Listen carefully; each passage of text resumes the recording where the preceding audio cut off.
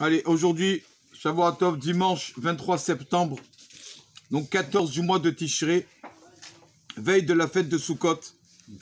On va essayer, Bezrat Hashem, de mentionner, de rappeler quelques halachot que peut-être qu'on n'a pas dit, malheureusement on ne peut pas tout dire. Il faut étudier pour tout savoir et nous, malheureusement, on n'étudie pas. Donc, première chose, une personne, on a dit, la mitzvah de la soukha, c'est de se réjouir.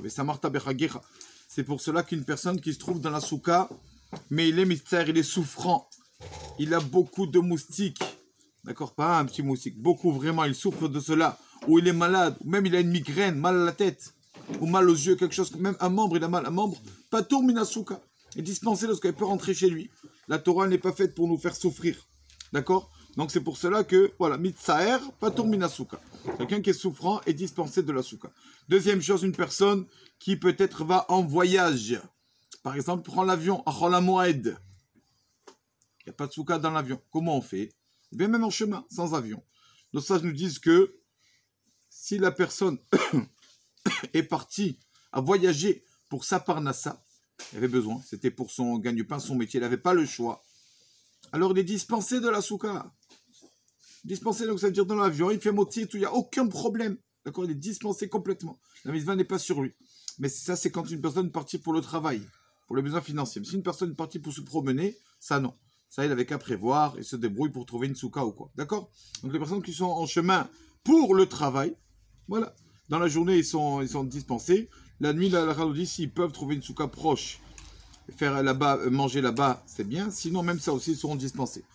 Deuxième chose, encore, la Torah nous dit, la Torah paraît ne pas nous faire souffrir, donc on sait tous que dès qu'il pleut un peu et que le plat peut se détériorer, on rentre dans la soukha.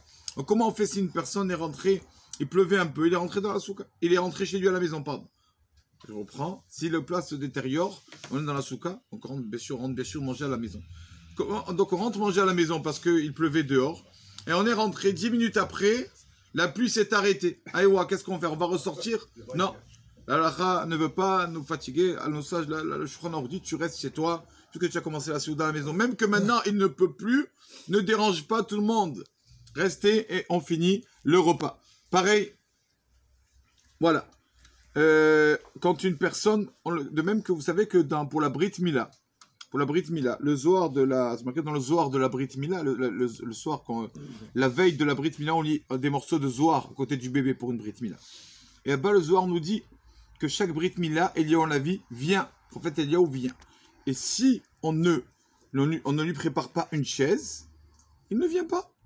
S'il n'y a pas une chaise, à part la chaise du Sandak, pour Eliyahu la vie, une autre chaise, il ne vient pas.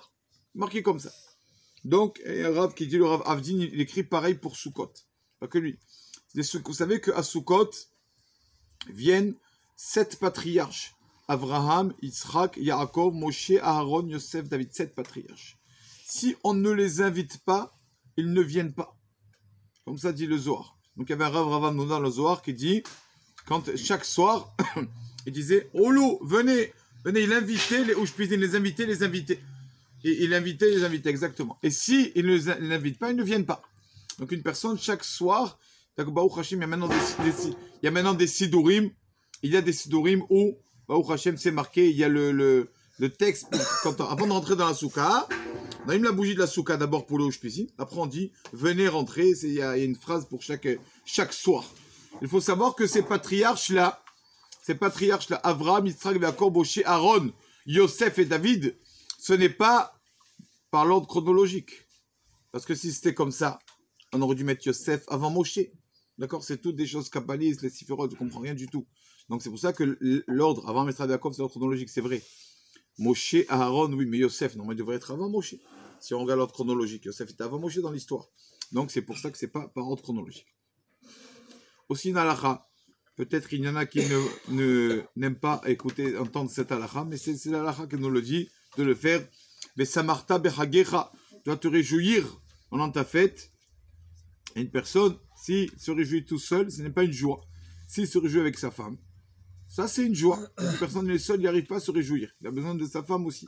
D'accord? Donc, pour cela qu'on doit réjouir la femme et donc acheter un cadeau pour les 3 fêtes, dont la fête de Sukkot. Avant de rentrer dans la fête, on doit acheter un cadeau à la femme, quelque chose qui lui fait plaisir. C'est une mitzvah. Et ça marta bechagera. La réjouir aussi. Donc, aussi, voilà, on va, Bezrat Hashem, parler un peu de sur ces 7 Ushpizin là, les 7 patriarches. Chaque patriarche, regardez Rabotai comme c'est beau. On sait que le Yetzer Hara, le mauvais penchant, a 7 prénoms. 7 prénoms. Et chaque jour, on a un patriarche qui, justement, qui bataille, qui nous montre comment batailler, comment effacer le prénom de ce Yetzer Hara. Donc on va Bezrat Hashem très brièvement, on va commencer le premier jour. Premier prénom du Yetzer Hara, il s'appelle justement Ra, être mauvais. Être mauvais. Être méchant avec les autres. Et le premier jour de Sukkot, qui est le patriarche? Avraham Avinu, Ish HaChesed, lui qui était un homme de bonté, qui faisait du bien envers les autres. Donc c'est ça, le Chesed annule le Ra, le mauvais. Deuxième prénom, du Yetzer Hara, c'est Harel, quelqu'un qui n'est pas circoncis. Harel, d'accord? C'est-à-dire il est Harel, il n'a pas de cœur. Harel lève le Yetzer Hara. Et donc, et qui est le deuxième invité, le deuxième soir? Yitzhak, c'est le premier qui a fait la Brit Mila à 8 jours. Donc c'est lui, Yitzhak, qui avec ça, on peut, Bezrat Hashem, à ne pas avoir le cœur Harel. C'est pas quelqu'un qui ne fait pas la Brit, seulement qui s'appelle Harel, pardon. Quelqu'un aussi qui a le cœur fermé, Harel, qui n'a pas le cœur ouvert envers les autres. Troisième prénom du Yetzer Hara, cette femme est impure, l'impureté. Et qui est le troisième patriarche qui va venir le troisième jour? C'est Yaakov Avinu. Yaakov Avinu, Ishtam, il étudie la Torah, Yoshev Walim, il étudie la Torah.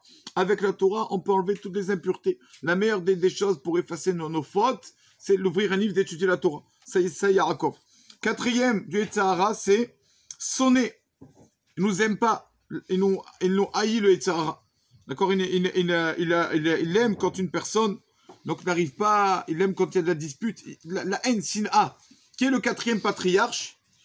Aaron. Aaron, on sait qu'Aaron à Cohen, il faisait la paix dans les couples, etc. Donc c'est ça pour combattre cela. Cinquième jour de Sukkot, c'est qui? Cinquième jour, c'est le cinquième prénom du Yetzer Hara, il s'appelle Mirshol, un obstacle. Petit obstacle, ça peut être petit. On met une petite barre en fer, on fait tomber quelqu'un. Mon cher Rabbeinu, c'est le 5e soir. Moshe nous a donné la Torah. Montrer que la Torah, un petit mot de la Torah, tu peux faire beaucoup en disant un mot de Torah. D'accord? Un petit truc. Donc, par rapport à un petit obstacle qui peut faire beaucoup de mal, Moshe Rabbeinu nous a donné la Torah, un petit mot de Torah. Après le sixième prénom, c'est du Yetzer Hara, c'est Lev Even, un cœur de pierre. Quelqu'un qui a un cœur de pierre, c'est quelqu'un qui ne pardonne jamais. Et Yetzer Hara, il n'aime pas qu'on pardonne. Il veut toujours qu'on soit rancunier. Qui est le sixième patriarche? Yosef Hatzadik. Tout ce qu'ils ont fait, ses frères, ils l'ont vendu et tout ça. Il a dit, je vous pardonne. Donc, Yosef, nous, contre le Yetzer Hara, ça. Et le 7e jour, le 7e prénom du Yetzer Hara, c'est Séphonie. C'est quoi Séphonie? Séphonie, c'est quelque chose de tsafoun, caché. Que quoi? Des fois, une personne, il fait une mitzvah.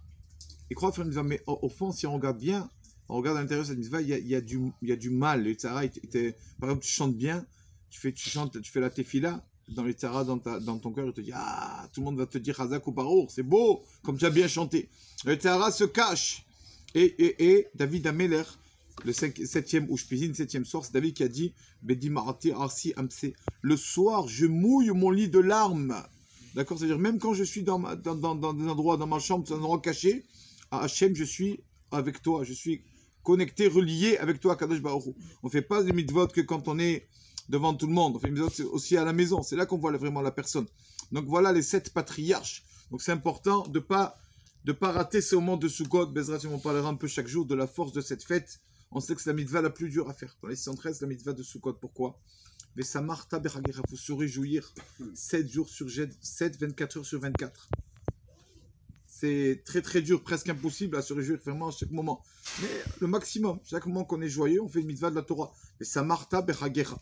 Donc, Bezrat Hashem, chaque soir, ne pas oublier, avant de rentrer dans la soukha, d'inviter, dire ce texte, ça dure 5 minutes, de dire aux Ushpizin, d'inviter les Ushpizin, aux patriarches, pour qu'ils puissent rentrer justement dans cette soukha et qu'on soit justement dans la sainteté de cette fête. N'oublions pas, bien sûr, de préparer nos laves, nos etrog. Il y en a qui font le nœud, veille de Yom Tov, qui attachent au lave et tout ça. Il y en a qui font la mitzvah le jour de Yom Tov. Il y a 2 avis dans les rabbanim. Chacun il fait comme ses rabbanim. Mais l'essentiel, préparer les 4 espèces, de voir avant la fête qu'on a tout, que tout est cachère. Et aussi, ne pas oublier que pendant la fête, surtout la harava se fane très vite. Après 2-3 jours, la harava se fane en général. Donc une personne doit faire attention. S'il manque une harava, sa feuille de harava, il y a une feuille qui est tombée ou quoi, il va faire le bracha, al-netilat lulav, le prénom de Dieu en vain, chas v'shalom, ça vaut pas le coup. Mitzvah abba ba'avera. Faire attention à tout cela, et que Bezrat Hashem, tout l'homme Israël passe une bonne fête. Chag, sa mère. Amen.